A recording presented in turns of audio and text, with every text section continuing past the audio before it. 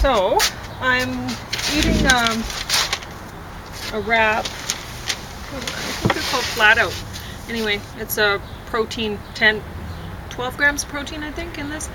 It's I think it's black bean something. Anyway, and then the quinoa cooked with salsa ingredients, and then avocado on top. And so this is quite a bit of protein in this meal. And I watched Holmes and Watson last night and White Chamber earlier. And this one I would say was worth watching. I laughed a few times. And anyway, something buzzing around here. And but I like these guys as a team. They're pretty fun. And this one was not worth watching at all. I mean, while I'm watching this, I kept thinking, how do they poop?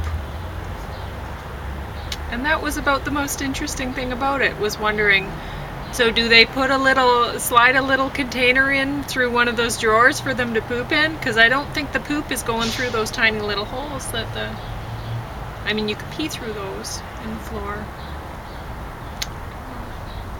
That was not worth watching. This one was funny.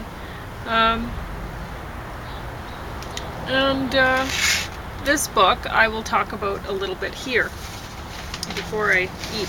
Although I'm starving, I've been waiting for James to show up, and I phoned him a couple times. I don't know what he's doing, but he hasn't been feeling well lately, and he's been losing a lot of weight. He went to the doctor yesterday, so they gave him some probiotics to try out, and I don't know. They're doing some tests, so we'll see.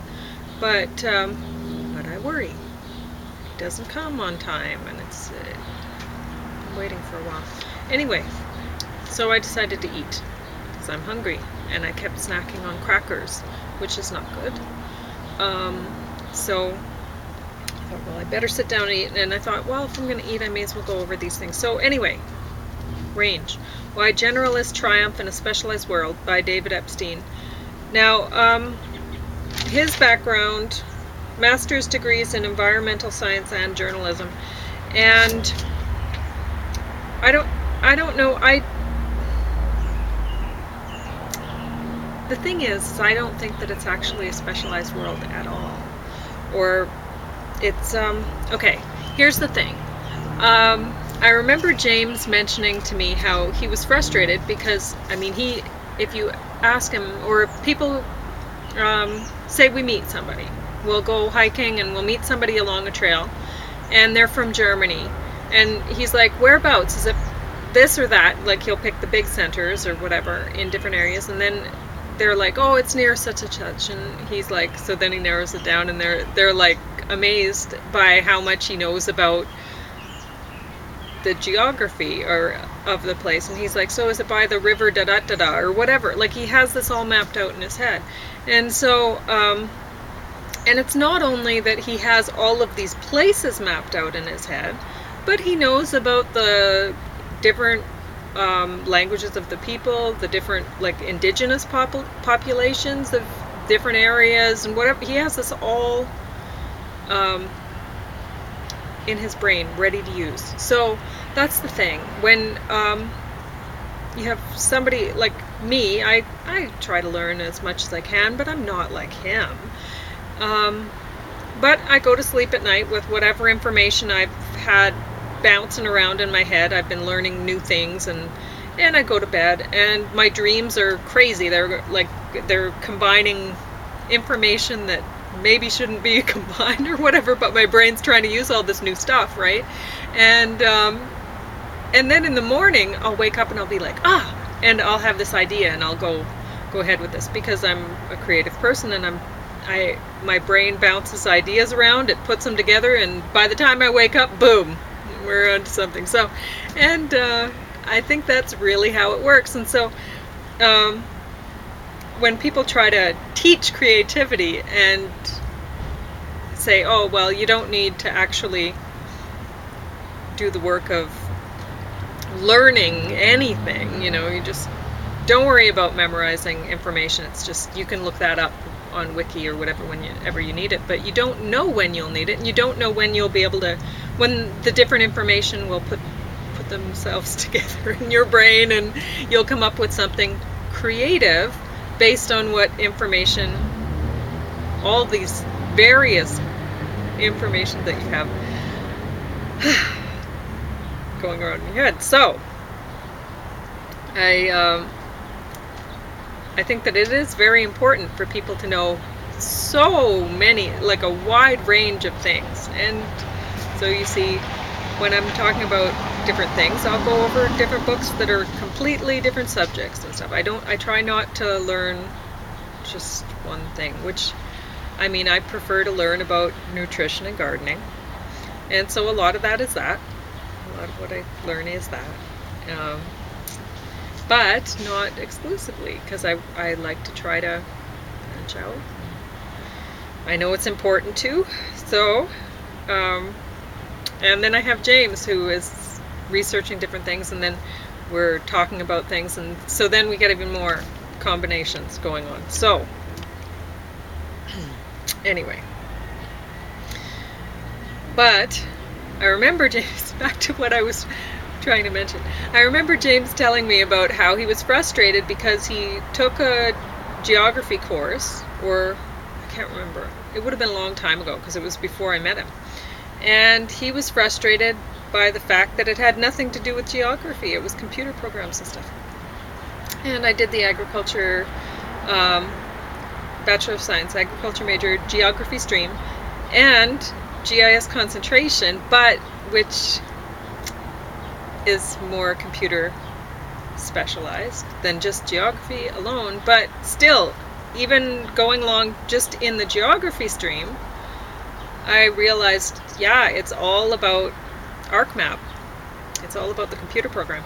And really, they didn't teach very much at all about, like, it was kind of a sideline kind of thing. Like, sometimes you could learn about how contour lines work. So if you're going hiking and you get to an awesome trailhead, like the ones at Waterton, where they've put up amazing maps, then you'll see the contour lines, and you know, like, I remember we were running across somebody on a trail, and he had like a little pick thing that he was waving around, which scared us. We were both talking about it later. He's like waving around this pick thing, and we're like, is he gonna kill us on this trail?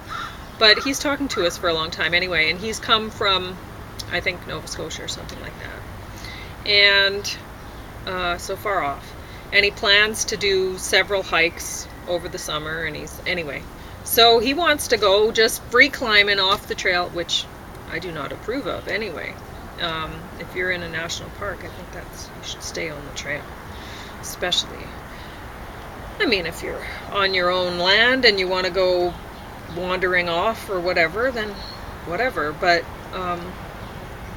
it's public land. You shouldn't be forging your own trail, knocking a little pick thing into the rocks and wrecking it. Just my opinion anyway. But anyway, so that's what he wants to do. He wants to go, and he's like, I want to go up that, and I'm like, I'm looking at this going, why would you do that? You know, like, he's talking about, and he's showing the map. He has a little book with him, and it's talking about how to go, and I'm like, yeah, I don't think that's what this book is telling you to do. There's a path that if you follow along, and we're trying to explain this to him, and he doesn't know how to read his book properly. He's got some equipment, so he thinks, okay, well, I know what I'm doing, I'm gonna, okay. So he was gonna go up, but the thing is, if you look at the maps at the trailhead, you can look at your little book that you've carried with you, and you can kind of map it out before you start deciding, oh, that's where I want to be, so I'm just going to go straight up some mountain. Well, you know, there's better ways to do things. And anyway, so if you see the lines are really close together, that means you don't want to be going that way. So you might, in your mind, you might think, oh, well, point A to point B, I can see in my little picture in my map, book, which maybe not very good or maybe very good, but if you look at the contour lines, you can map out a route for yourself, even if you're somewhere where nobody's been before, and for the most part, but somehow there's maps and there's contour lines, and you can look at that and you can go, yep, this is the way to go, not where the lines are really, really tight. Anyway, so there's some things that you can learn. Oh, wait, boy, am I ever getting off. Anyway, so, but with a lot of majors now, and different, when you go into university, specialize into a stream, what you're learning is the computer program that has been set up for you to follow. So, and then your education is really, not only is it limited for where you can use that education, but when, because the computer programs are constantly, they're going obsolete almost as soon as they're being made. So anyway, so I have this education with ArcMap, and is there any point in me applying for jobs with it? Probably not, because the information's probably changed a lot, so I'd have to go back and do some more courses, and anyway. Page 37. IQ scores improved a lot between World War II or World War I and World War II, and it looks like James is here. Do you want me to do this talk now, or should I just... Oh, just go for the talk. Yeah. You're doing it already, right? I just started. Yeah. Oh, okay. Go ahead. I'm going to make some pizza and stuff like that. Okay. Be out in a second, okay? All right.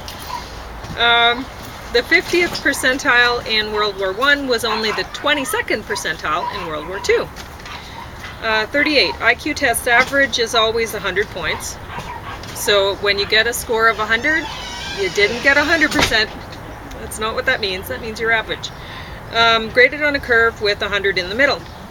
Tests had to be re-standardized from time to time to keep 100 in the middle. 39. 3-point gain every 10 years. If an adult scored average today was compared to adults a century ago, she would be in the 98th percentile. 1930, 2006, improvement came very specifically on the most abstract words. The more abstract the word, the bigger the improvement. Children rated similarly on words for directly observable objects or phenomenon, hen, eating, illness, but improved massively on imperceptible concepts, law, pledge, citizens. Raven's progressive matrices gains show that today's children are far better at solving problems on the spot without a previously learned method for doing so. 86. Hypercorrection effect. The more confident a learner is of the wrong answer, the better the info sticks when they subsequently learn the right answer. Tolerating big mistakes can create the best learning opportunities. Now, I don't know about this, honestly. I remember when I was little, I would learn things really quickly. Like somebody would show me something or teach me something, and boom, I knew it. And my sister was the opposite. It took forever for her to learn new things. But the thing with me was, if I learned it wrong, like I had to be very careful to make sure that who I was learning from actually knew what they were doing or talking about, or to make sure that I had learned it correctly the first time, or it took me even longer to learn it. So the mistakes didn't make it more concrete in my mind. I had already, either I learnt it and it was there forever, or it took forever to learn it. So I don't know. Anyway, 91. Economists suggested that profs who cause short-term struggle but long-term gains cause deep learning by making connections. It makes courses more difficult and frustrating. Students rank profs on their current test scores, but this is a poor measure of how well teachers set them up for later development. Students were actually punishing teachers who provided them the most long-term benefit. 128. Synthetism.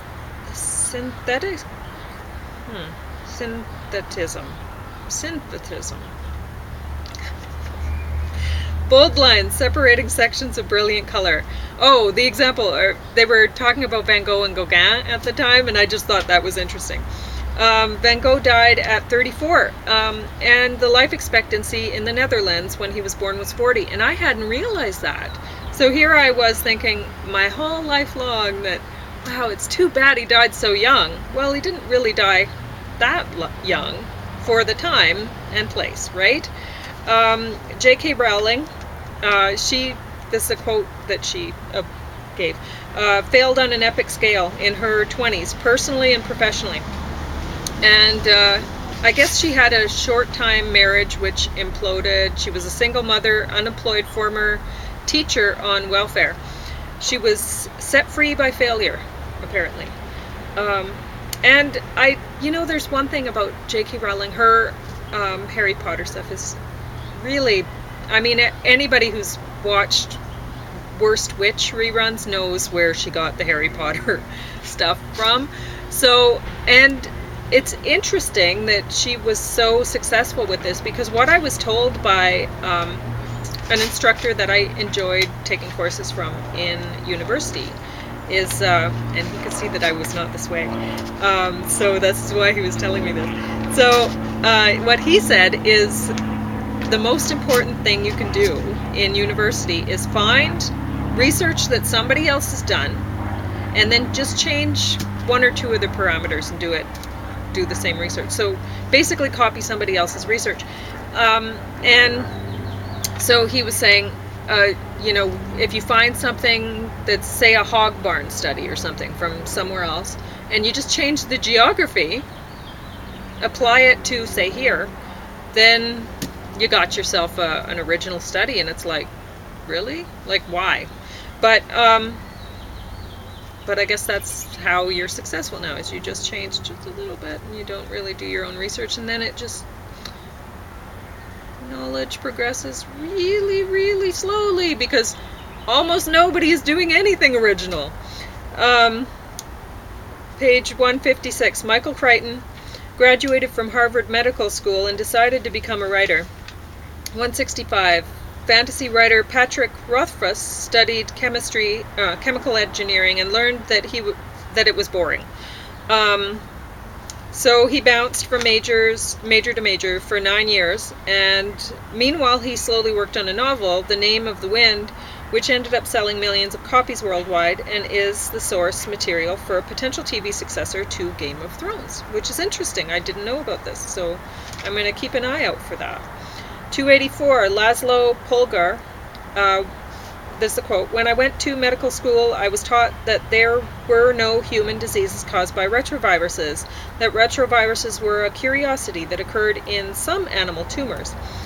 In 1981, new disease. 84, it was found to be a retrovirus, HIV. And in 1987, first therapy. By 1996, therapy is effective and people no longer die from it. So anyway, now David Epstein was talking about different things. I didn't write it all down because it was not new to me, and it was more case study sort of thing. Like there was a woman, I can't remember, I think her name was Jill or something like that. Doesn't really matter. Her name could be Bob. So her dad has some disease. She also has it. She notices she has muscular dystrophy. This is what she's diagnosed with. But she clues in. She's just a teenager at the time. She clues in that, wait a minute, it's not just this, it's this. And she thinks, well, it's something specific, and it's something that only men have been diagnosed with so far. But she knows she has it too. So even though science is so far has said, nope, this is a male thing, and they hadn't even diagnosed her father as having it. Well, she did, and so she got him tested for, like, his got his heart and stuff tested, and they didn't want to do it because they needed a referral, right? And she puts her foot down, and somehow she got her way. I don't know. I'm not like that. I can't get my way about these things. But anyway, So it turns out, yes, her father had it. Yes, she had it. And then she had something else that was, she noticed that not only did she have no muscles, like zero muscles, she had like little stick arms, but she had no fat either. So she had not only the inability to have muscles on her arms and legs, but fat also. And so, and she'd found somebody else, or somebody found her, just, connectivism of the internet. I don't know. They found each other, and yeah, they both had this other thing too, which it was some sort of a genetic thing. So rather than having a G, you have a C or something like that. And anyway, doesn't really matter. Don't really care. I don't have that. But that's great, right? So that she was able to figure this out with the help of people who actually knew what they were doing, could run the proper tests and whatever. So, I mean, you don't do these things alone. You're not going to be able to. Anyway. But, I guess that's that. Oh, yeah, the book was okay. It wasn't great.